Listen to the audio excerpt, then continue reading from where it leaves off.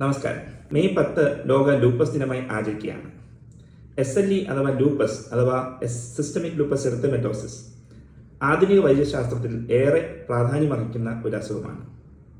SLE ഒരു autoimmune അസുഖമാണ്. Autoimmune എന്നാൽ നമ്മുടെ ശരീരത്തിൻ്റെ രോഗപ്രതിരോധ ശേഷി ശരീരത്തിനെതിരെ തിരിഞ്ഞ് വിവിധ കോശങ്ങൾക്ക് നാശം വരുത്തുന്ന ഒരവസ്ഥയാണ്.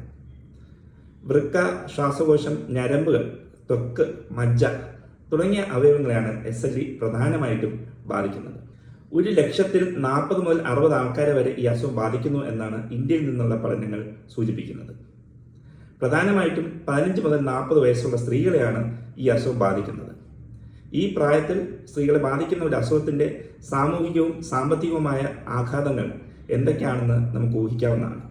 SLE എന്ന അസുഖത്തെക്കുറിച്ചുള്ള അവബോധം സമൂഹത്തിനിടയിൽ വർദ്ധിപ്പിക്കുക, രാഷ്ട്രീയ അധികാരികളുടെ സമക്ഷം കൊണ്ടുവരിക, പൊതുജനത്തിനിടയിൽ അറിവ് കൂട്ടുക, അതുവഴി SLE രോഗികൾക്ക് കൂടുതൽ സാമൂഹികമായ താങ്ങ് കിട്ടുക എന്നതാണ് ഈ ദിനാചരണത്തിൻ്റെ ലക്ഷ്യം.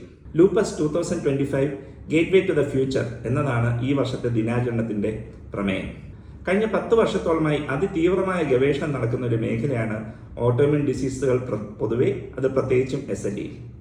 ഇതിൻ്റെ ഫലമായി തന്നെ SLE സംബന്ധിച്ച് രോഗപ്രതിരോധ ശേഷിയിൽ വരുന്ന മാറ്റങ്ങളെക്കുറിച്ച് ഏറെ അറിവ് നമുക്ക് ലഭിച്ചിട്ടുണ്ട്. ഇതൊക്കെ പ്രയോഗിച്ച് തന്നെ ഒട്ടേറെ മരുന്നുകൾ, SLEയിൽ ഉപയോഗഫലമാകാൻ സാധ്യതയുള്ള ഒട്ടേറെ മരുന്നുകളുടെ ക്ലിനിക്കൽ ട്രയലുകൾ ലോകത്തെമ്പാടും നടക്കുന്നുണ്ട്. വളരെ പ്രതീക്ഷാഭരിതമായ ഒരു നാളേക്ക് നമുക്ക് കാത്തിരിക്കാം. നന്ദി.